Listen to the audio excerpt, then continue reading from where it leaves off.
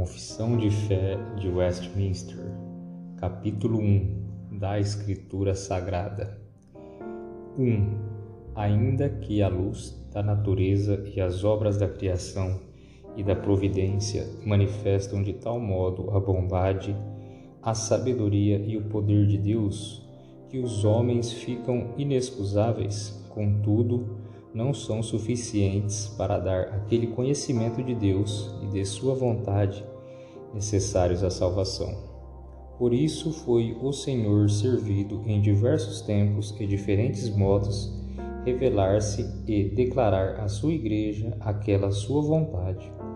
Depois, para melhor preservação e propagação da verdade, para o mais seguro estabelecimento e conforto da Igreja contra a corrupção da carne e malícia de Satanás e do mundo, foi igualmente servido, fazendo-la escrever toda. Isso torna indispensável a Escritura Sagrada, tendo cessado aqueles antigos modos de revelar Deus a sua vontade ao seu povo. 2. Sob o nome de Escritura Sagrada ou Palavra de Deus escrita, incluem-se agora todos os livros do Antigo e do Novo Testamento, todos dados por inspiração de Deus para serem regra de fé e prática. Eles são os seguintes: Antigo Testamento, Gênesis, Êxodo, Levítico, Números, Deuteronômio, Josué, Juízes, Ruth, 1 Samuel, 2 Samuel, 1 Reis, 2 Reis, 1 Crônicas, 2 Crônicas, Esdras, Neemias, Ester, Jó, Salmos, Provérbios, Eclesiastes, Cânticos dos Cânticos, Isaías, Jeremias, Lamentações, Ezequiel, Daniel, Oséias, Joel, Amós, Obadias, Jonas, Miqueias, Naum, Abacuque, Sofonias, Ageu, Zacarias e Malaquias. Novo Testamento: Mateus, Marcos, Lucas, João, Atos, Romanos, 1 Coríntios, 2 Coríntios, Gálatas, Efésios, Filipenses, Colossenses, 1 Tessalonicenses, 2 Tessalonicenses, 1 Timóteo, 2 Timóteo, Tito, Filemão, Hebreus, Tiago, 1 Pedro, 2 Pedro, 1 João, 2 João, 3 João, Judas e Apocalipse. 3. Os livros chamados de apócrifos, não sendo de inspiração divina, não fazem parte do cânon da Escritura. Não são, portanto, de autoridade na Igreja de Deus. De modo algum podem ser aprovados ou empregados senão como escritos humanos. 4. A autoridade da Escritura Sagrada, razão pela qual deve ser crida e obedecida, não depende do testemunho de qualquer homem ou igreja, mas depende somente de Deus.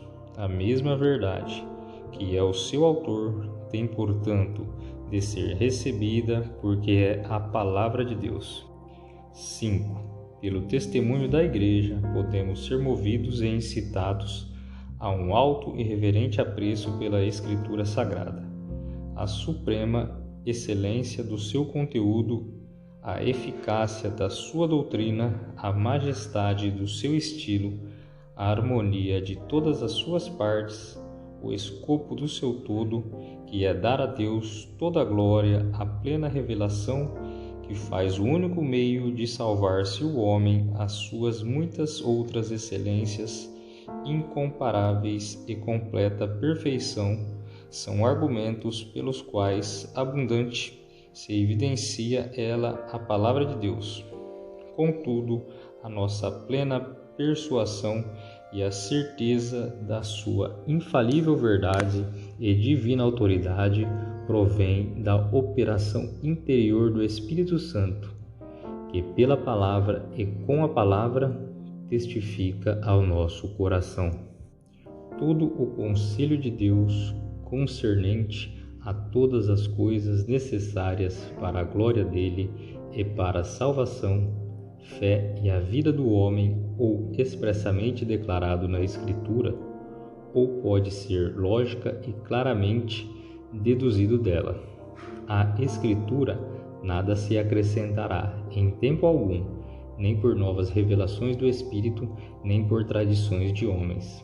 Reconhecemos, entretanto, ser necessária a íntima iluminação do Espírito de Deus para a salvadora compreensão das coisas reveladas na Palavra, e que há algumas circunstâncias quanto ao culto de Deus e ao governo da Igreja, comum às ações e às sociedades humanas, as quais têm-se ordenadas pela luz da natureza e pela prudência cristã, segundo as regras da Palavra, que sempre devem ser observadas.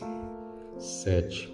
Na Escritura não são todas as coisas igualmente claras em si, nem do mesmo modo evidentes a todos. Contudo, as coisas que precisam ser obedecidas, cridas e observadas para a salvação, em um ou outro passo da Escritura, são tão claramente expostas e aplicadas que não só os doutos, mas ainda os indoutos, no devido uso dos meios ordinários, podem alcançar uma suficiente compreensão delas.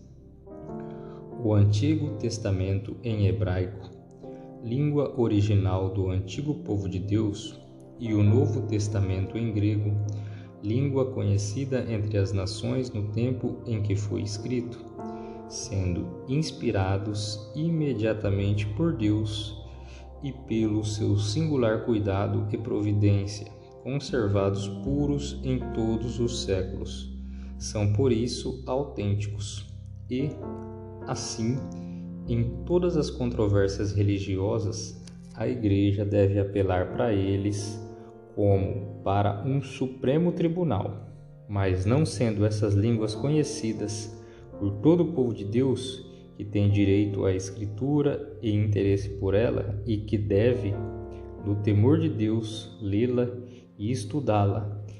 Esses livros têm de ser traduzidos nas línguas vulgares de todas as nações onde chegarem, a fim de que a palavra de Deus, permanecendo nelas abundantemente, possibilite que as pessoas adorem a Deus de modo aceitável e possuam a esperança pela paciência e pelo conforto da Escritura. A regra infalível de interpretação da Escritura é a mesma Escritura. Portanto, quando houver qualquer questão sobre o verdadeiro e pleno sentido de qualquer texto da Escritura, sentido que não é múltiplo, mas único, esse texto pode ser estudado e compreendido por outros textos que falem mais claramente.